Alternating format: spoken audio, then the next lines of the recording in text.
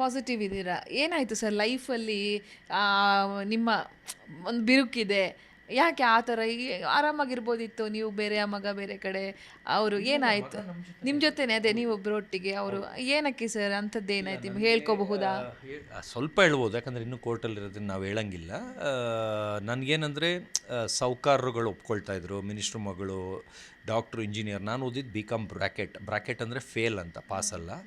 ಆದ್ರೂ ಪರ್ಸ್ನಾಲಿಟಿ ಅಮೀರ್ ಖಾನ್ ಥರ ಸ್ವಲ್ಪ ಇನ್ನೂ ಚೆನ್ನಾಗಿದ್ದೆ ಆವಾಗ. ಅದರಿಂದ ಎಲ್ಲ ಇಷ್ಟಪಡೋರು ಹುಡುಗಿರು. ನಾನು 150 ಹೆಣ್ಣು ನೋಡಿದ್ದು 150 ಹೆಣ್ಣು ಒಪ್ಪಿದ್ದಾರೆ, ಒಬ್ಬರು ರಿಜೆಕ್ಟ್ ಮಾಡಿಲ್ಲ.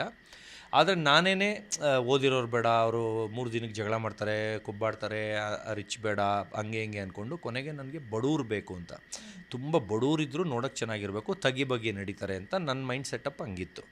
ನಾವೇ ಕಾಸು ಕೊಟ್ಟು ಮದುವೆ ಆಗಿ, ನಾವೇ ರಿಸೆಪ್ಷನ್, ನಾವೇ ಬೀಗ್ರೂಟ, ನಾವೇ ಎಂಗೇಜ್ಮೆಂಟ್, ನಾವು ಬರೋಕ್ಕೆ ಅವ್ರ ಬಸ್ ಚಾರ್ಜು ನಾವೇ, ನಮ್ಮ ಒಡವೆ ನಾವೇ, ಬಟ್ಟೆ ಚಪ್ಪಲಿ ಅವ್ರದ್ದೆಲ್ಲ A to Z ನಾವೇ ಮಾಡಿದ್ರು.